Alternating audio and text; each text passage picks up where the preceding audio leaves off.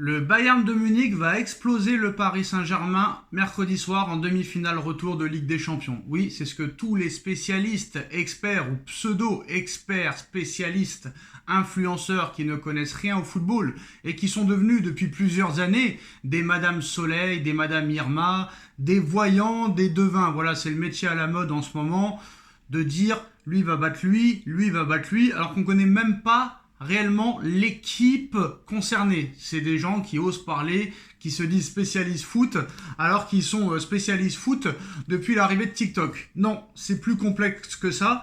Alors, tu as le droit de penser que le Bayern de Munich va exploser le Paris Saint-Germain. Tu as le droit de penser que le Bayern est grandissime favori.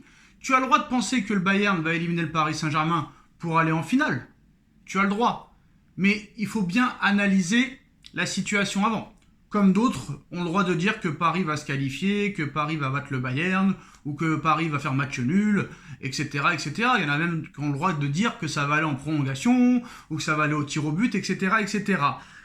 Le Bayern va-t-il exploser le Paris Saint-Germain comme 90% des journalistes, des médias, et on va dire des footeux qui pensent ça? Pour moi, c'est plus complexe que ça. Et là, il y a réellement une bonne opportunité pour le Paris Saint-Germain de faire taire des bouches. Parce que là, c'est un manque de respect incroyable de prendre le Paris Saint-Germain pour un petit club de 3e zone. Eh oui, parce que là, on parle quand même du Paris Saint-Germain, tenant du titre en Ligue des Champions, il faut le rappeler. Faut quand même pas oublier que le Paris Saint-Germain a gagné le match aller. Alors je pense qu'il y en a beaucoup qui sont frustrés que le Paris Saint-Germain menait 5-2. Mais oui, dans le match, il restait une demi-heure et c'est vrai que le Paris Saint-Germain s'est fait revenir bêtement à 5-4. Mais à l'arrivée, le Paris Saint-Germain mène au score avant cette demi-finale de Ligue des Champions. Ça, c'est la première chose très importante. Ce qu'il faut savoir aussi, c'est que si on compare les deux équipes, il n'y a pas une grande différence entre le Bayern et le Paris Saint-Germain. Et tous ceux qui pensent que le Bayern de Munich va exploser le Paris Saint-Germain, si c'est le même Bayern de Munich qu'on a vu au match retour contre le Real Madrid et au match aller contre le Paris Saint-Germain, le Paris Saint-Germain a toutes ses chances de s'imposer pour aller en finale une deuxième année consécutive.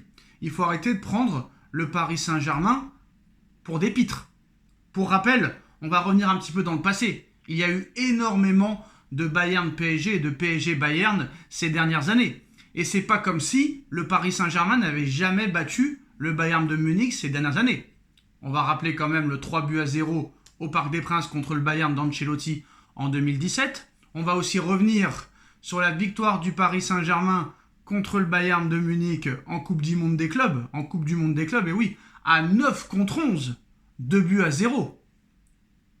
Est-ce que je dois continuer ou est-ce que je dois m'arrêter là? Est-ce que je dois rappeler que le Paris Saint-Germain s'est imposé 3-2 à l'Allianz Arena, au Bayern, en 2021, sous l'ère Pochettino, avec Bakker, Florenzi et Dagba, alors que le Bayern était grandissime favori. Donc voilà, le Paris Saint-Germain a battu le Bayern en 2017, en 2021, en 2024 et en 2025. Donc il y a un moment donné, il faut remettre les choses dans leur contexte. Paris a battu beaucoup de fois le Bayern de Munich ces dernières années. Et en plus, récemment.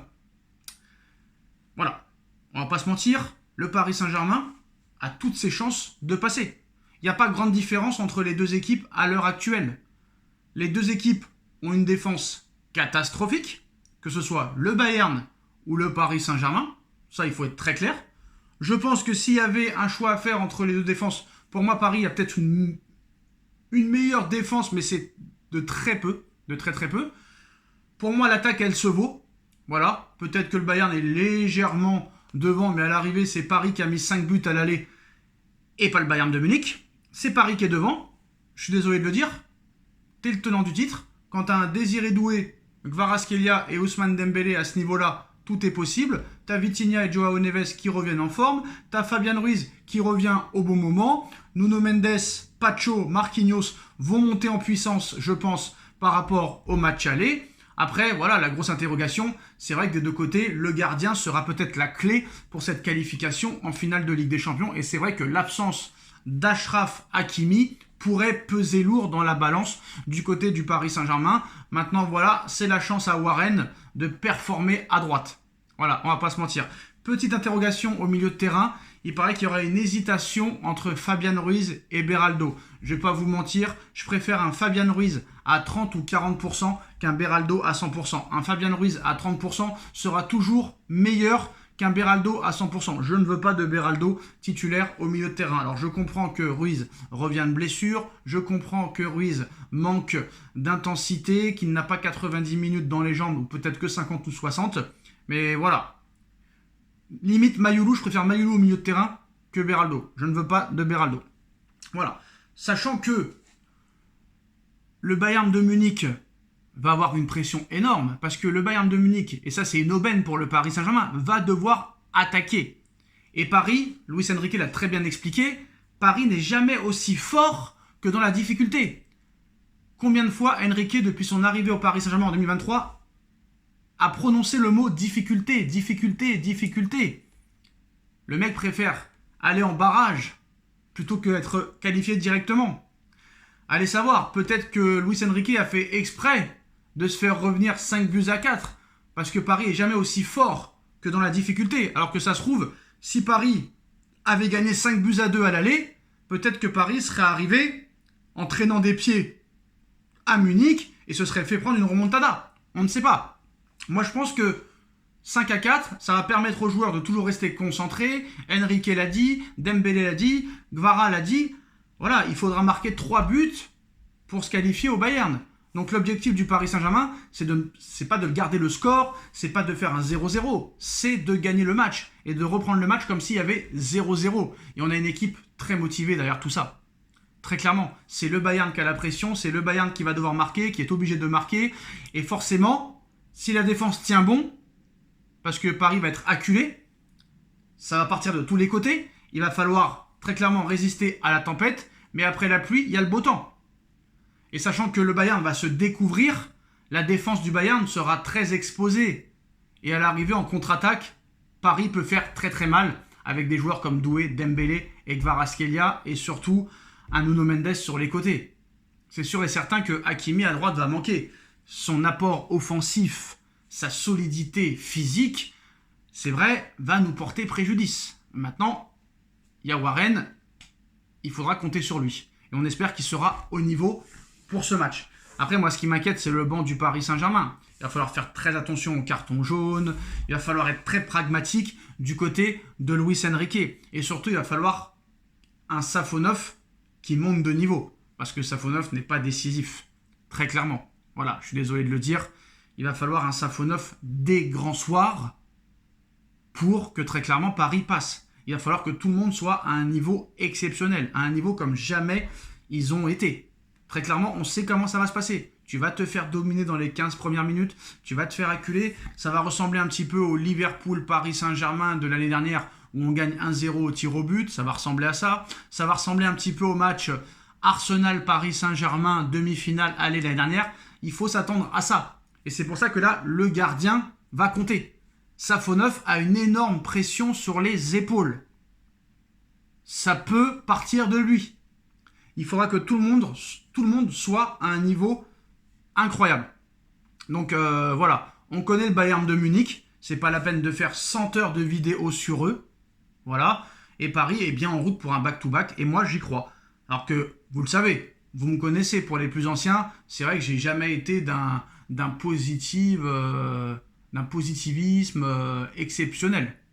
Mais là, moi, je suis confiant.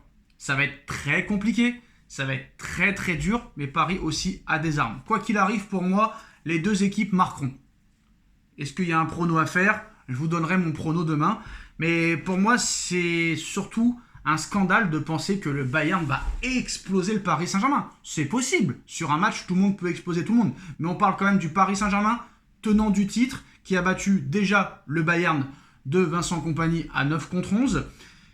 Et Paris n'est jamais aussi fort que dans la difficulté. Paris est tenant du titre. Paris est en route pour un back-to-back et surtout Paris en a collé 5 au Bayern et Paris est devant au score avant le match aller et le Ballon d'Or est du côté du Paris Saint-Germain, le Golden Boy est du côté du Paris Saint-Germain, le meilleur entraîneur est du côté du Paris Saint-Germain. Pour moi, Luis Enrique a une plus grosse expérience que Kompany à ce niveau de la compétition et je pense qu'on va voir un Paris Saint-Germain haut niveau. Paris peut marquer à tout moment, comme le Bayern peut marquer à tout moment. Mais Paris peut prendre un but aussi à tout moment, comme le Bayern peut prendre un but à tout moment. Par contre, quand il faut défendre, Paris sait défendre.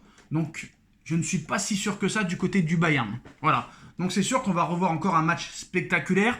Je ne sais pas si ça va finir à 5-4 comme au match aller. Mais je pense que voilà, ça peut finir à 2-1, 2-2, 3-2, 3-3. C'est fort possible. Et ça va vraisemblablement ressembler au match retour Bayern-Real Madrid. Voilà, on est vraiment sur ça. Et le Real, qui est quand même malade cette saison, a montré qu'il y avait vraiment des zones handicapantes du côté du Bayern de Munich. Donc, pensez que le Bayern est déjà qualifié avant de jouer le match. Et pour moi, d'une incompétence abyssale. Voilà. Dites-moi en commentaire ce que vous en pensez. Et à très vite pour une nouvelle vidéo. Tchuss.